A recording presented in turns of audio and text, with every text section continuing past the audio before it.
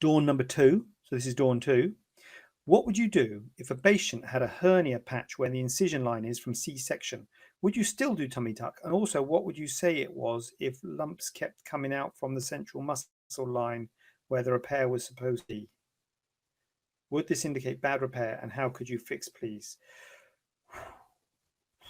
Right, well, the first bit, so you've got a hernia patch, so you've got a mesh, a prosthetic mesh, so a mesh foreign body in your abdomen where the C-section was, which is something which is a thing which is not that unusual. So what would you do if a patient had a hernia patch where the incision? Would you still do a tummy tuck?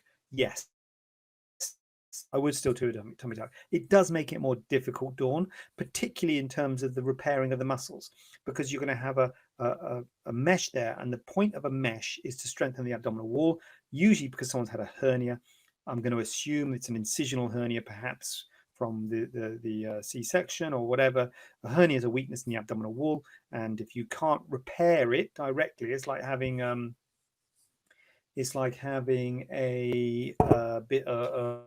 jumper with a hole in it. Obviously, if you can repair it directly, fine. But if the hole's too big, you have to put a patch in. So you put a prosthetic mesh in, which is the patch, and then you stitch that mesh in, and then you get scar tissue growing into that patch to make a strong repair, so the hernia doesn't bulge out again.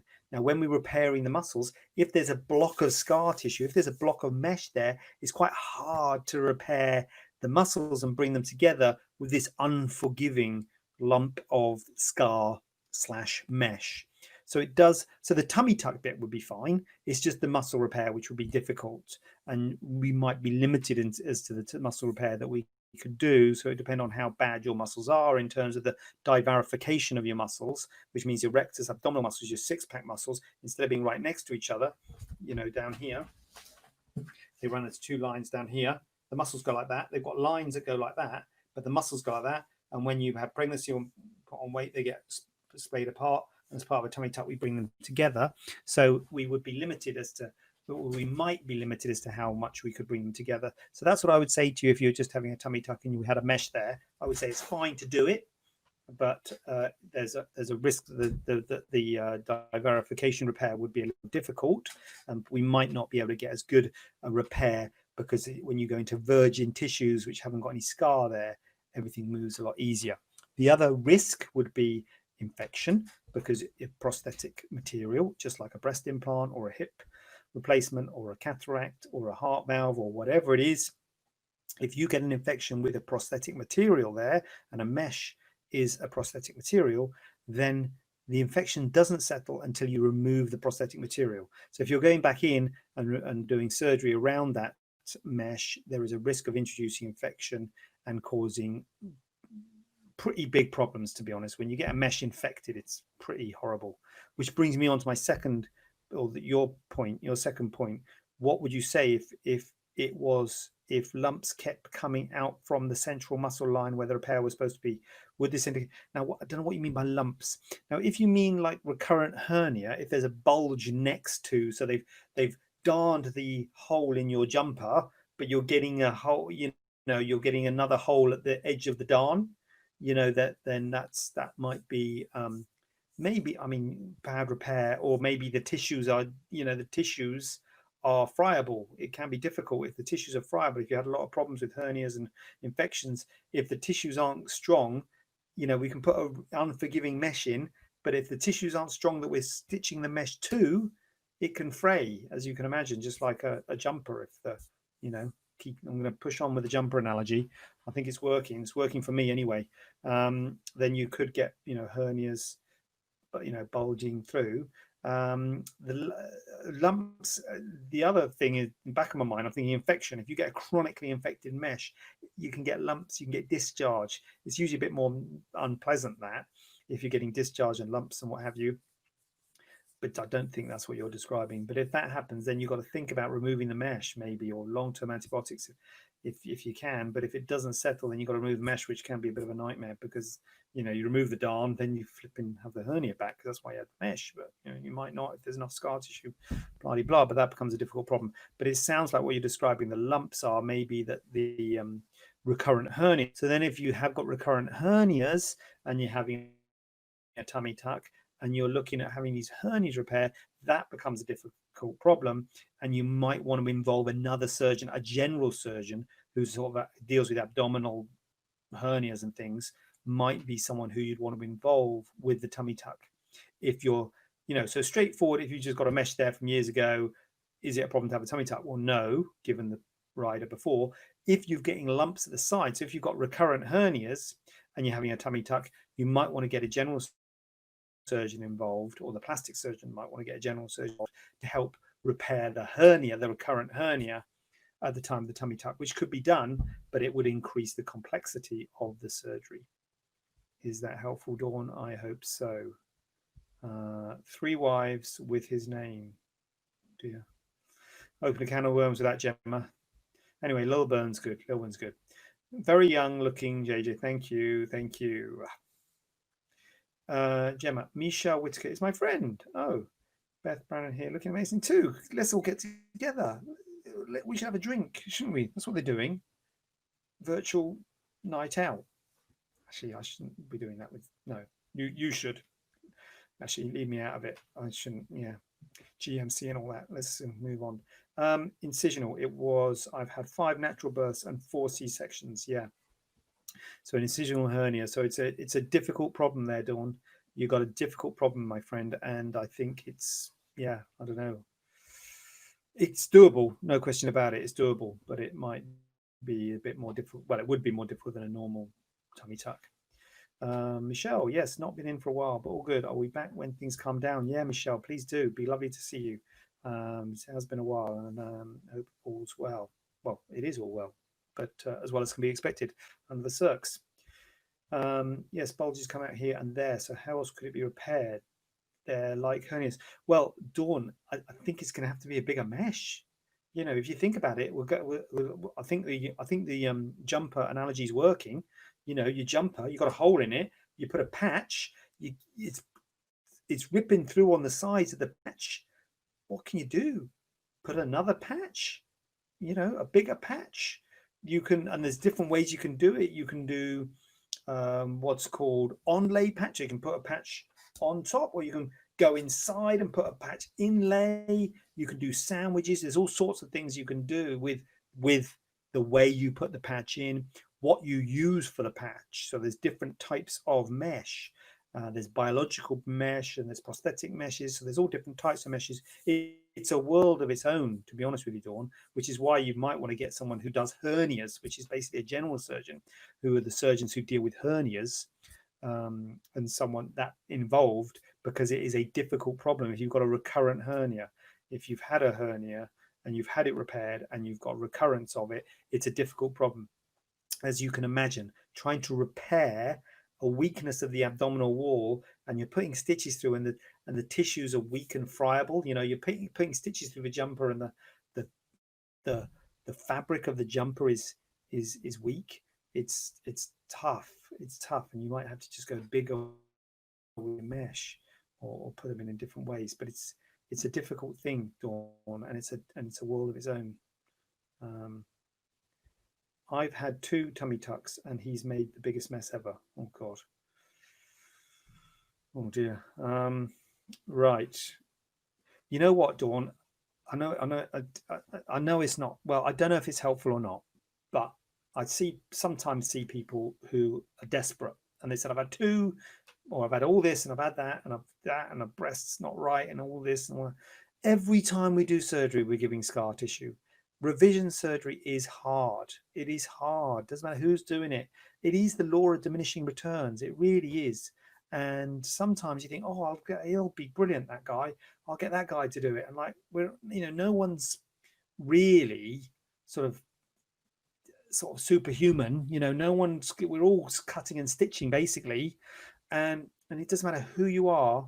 When you've had multiple operations, the surgery is difficult. Even if best surgeon in the world, it is difficult. And sometimes you got to think to yourself, how bad is this problem? Because best will in the world, we always want to fix it. Just like you've had 2 operations. The second operation, I'm sure the guy wanted to fix it from the first one. But now it's obviously not, and it's worse. He wasn't trying to make it worse, but it is worse. There's always a risk. I've got to be honest with you. Doesn't matter who does it. There's always a risk you make things worse. We don't go into surgery thinking we're going to make things worse, but there's always a risk of that. So sometimes you got to think, especially for a difficult problem like yours. Just from what you've said here, it's a difficult problem. Sometimes there's something said for like quit while you're where you are. Just saying. I don't know how bad. If it's a terrible problem, then there might be things, but it's a tricky one. Thank you, Dawn. Thank you for getting involved. God, I didn't have many questions, but look at that. I think you're lovely. I appreciate your opinion. Thank you, Dawn. Very kind of you. And thank you again. Just get the comments in, Dawn. Come on, you're getting your numbers in. And another one in the UK. Come on, let's have another comment, Dawn. Come on. So yeah, I had 2 questions tonight, but I have strung that. I think you'll agree. Thank you. I was a bit, to be honest with you, this afternoon, I was a bit like, oh my God. I only had 1 this afternoon. I only got the second one last minute. So thank you for that. But it's all come good. It's all come good in the end. And I've had loads of people putting good things on, which is normal for those new to this. It's totally normal. So don't make out as if it's not. So yeah. So that's me. Thank you, Julia. Stay safe. Pick up yourself. Loving the NHS badge. Thank you, Julia. And yeah, well, you know what? Let's just carrying on and doing what we can, doing our bit. And I will be here next week, next Tuesday. I'll try and make sure the notifications, whatever that is, Olivia, I don't know what the notification is, but the notification gets put on or something. Is that something I do? I don't know. But anyway, I'll try and do it next week. Post your questions, for goodness sake. I mean, thank you all for putting in questions live, to be fair, because that is reinvigorated my faith in humankind. Because I'll be honest, I was a little bit like, oh, crikey, what you can imagine, can't you? I mean, you can imagine. Imagine if you had to do a Facebook Live Q&A. Esteemed plastic surgeon, you come on and you got 1 question. Can you imagine that? Well, that was me an hour ago. But honestly, it has come good, and that is thanks to you. Thank you very much. Chats are kicking off. What's going on in the chats? Julia, stay safe. Mine came to me on the spot. Good, Olivia. That's what we like. I'll send you questions. Come on. Yeah. You're going to sing us a song. Yeah. Speaking of which, Jim, I'm glad you said that, because I want to promote my TikTok. I've entered the world of TikTok because I'm a liberal, forward-thinking guy, and so please join me on TikTok or whatever it's called. Subscribe to me. I don't know what it's called on TikTok. Plus, let us not YouTube. A while ago, this is how busy I've been. A while ago, I was going to put, like a few days ago, I was going to put a post saying, please help me get to 500 subscribers on YouTube. What's happened? I blinked and I don't know what I am now. I'm probably 520. Right? So please subscribe to me on YouTube and help me get to 530 or 550 or anyway, whatever the next landmark is. So let's not forget, I am, you may think it just looks like a normal guy sitting here, but you're looking at a social media influencer here. This guy, I've got 2 followers on TikTok. I've got 500 subscribers on YouTube.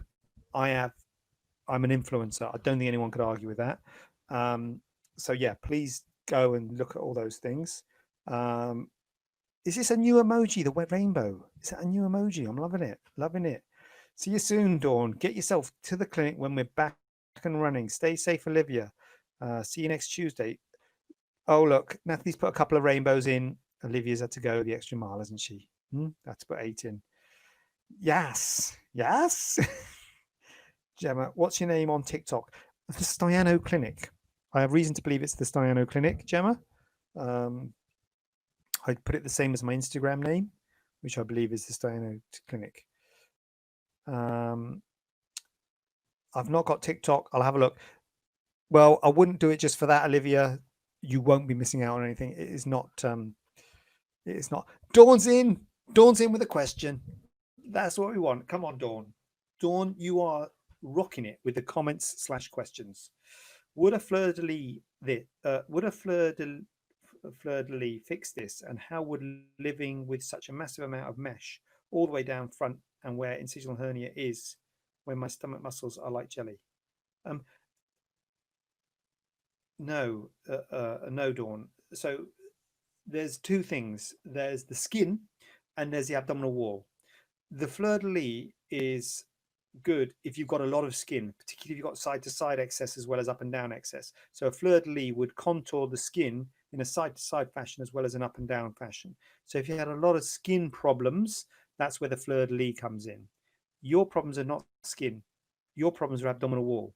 And when you do any sort of tummy tuck, you get good access to the abdominal wall. Well, I say any sort, not so much a mini, but certainly a full tummy tuck. The problem with you, Dawn, is it's going to be difficult because you say you've had 2 tummy tucks. You can't have that many tummy tucks because you can't get the skin out. So your belly button is fixed. So actually, it's a bit more difficult to do surgery on you because you'd have to think, what am I going to do with the belly button? Because you can't do another. Well, I'm assuming you can't do another tummy tuck because you probably won't have enough skin laxity if you've already had 2 tummy tucks. They've taken all the skin laxity away. So then you've got to think, how am I going to access the abdominal wall? So this is, you know, are you going to go through the same tummy tuck incision? Because if you go through your tummy tuck incision and then you extend up, your belly button's in the way, so you can't access the whole abdominal wall. Do you then transect the base of the belly button, which is called floating the belly button? Makes it difficult if you ever did have a tummy tuck in the future, because then that belly button would die if you transect the base. But that's one thing you could do. Or the other thing you could do, if it is an abdominal wall problem rather than a skin problem, is you could just do an up-down incision, a straight up-down incision. So scarring would look the same as what a fleur de lis tummy tuck would look like, but you don't really necessarily need to have your abdominoplasty scar opened again, because it sounds like it may not be a skin problem. If you haven't got an abdominoplasty problem anymore, if you had an abdominoplasty and the skin's all gone, if it's just an abdominal wall problem, the best way to access the abdominal wall, and certainly this is, so you, to be honest with you, Dawn, you might not even need a plastic surgeon. You might just need a general surgeon, a hernia surgeon, and they do an up-down incision, like a laparotomy incision. As I say, the same incision you get with a fleur. They wouldn't have to do the T. They just leave your old tummy tuck scar alone. Just do a straight incision down the middle of your abdomen, then access your abdominal wall and fix your hernia that way. So I don't think you need a fleur de lis tummy tuck, but you might need that straight up and down incision. And actually thinking about it, you might not even need a plastic surgeon, Dawn. I don't know if the mess is all abdominal wall mess rather than skin mess, if that makes sense. So it might just be a general surgeon you need, a tummy tuck surgeon. But I would probably tummy tuck, a hernia surgeon. I would, well, I always say this to everybody: try and find a surgeon. Go through your plastic surgeon first, who might be able to help you out with a general surgeon that they perhaps work with or they know who deals with hernias. Name on TikTok, please. Is the Staiano Clinic. Can't find you on there under Staiano. What are you talking about, Gemma? Come on. Of course. What? TikTok. At the Staiano Clinic it is. I don't. Oh, inbox. Oh, Dawn. Dawn's found me. Dawn's following me. I'm not sure if I'm supposed to follow you back. Dawn, how did you find me? It's the Staiano Clinic. Oh God, I'm doing it. I want to do one. It's at the Staiano Clinic. Thinking about it, was that not a good name? Should I just call it Staiano or something?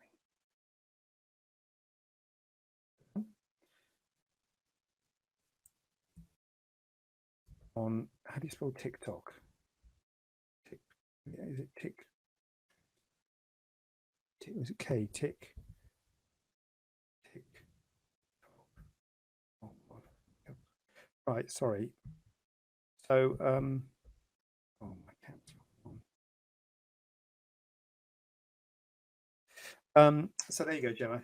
At the Staiano Clinic, get some exciting content on there. I think you'll be pretty impressed by the TikTok. But on a serious note, how do you know skin to take tummy tuck Are all people's skin elasticity different? Yes, Tracy, good question. Yes, they are. You can get an idea. Now, the first thing you do when you're assessing someone for a tummy tuck is, can you do a tummy tuck? Because some people, you cannot do a full tummy tuck. You're not going to get that skin down, so they'll be more likely to have a mini tummy tuck. So what you do, I've got a video on this, Tracy, if you know. But what you do is, when you have the markings, we mark the lower incision and the upper. I usually mark the upper incision. It's actually an M shape rather than that. But anyway, I'll draw the upper incision, but I don't cut the upper incision. I just do that just as a guide when I draw it on the ward. What you do when you do the surgery is you do that. You make the lower incision. You cut the lower incision. Then you undermine up here. As I said, you undermine up to the rib cage. You keep all the skin attached, and then you pull it down. And usually, in order to get the undermining up to here, it's quite hard with all the skin in the way. You make a cut in these. You make a cut in the lower skin here. So the skin from the belly button down, you cut it in half. So there's two bits. So there's two bits of skin, and you pull it down, and you tailor tack it.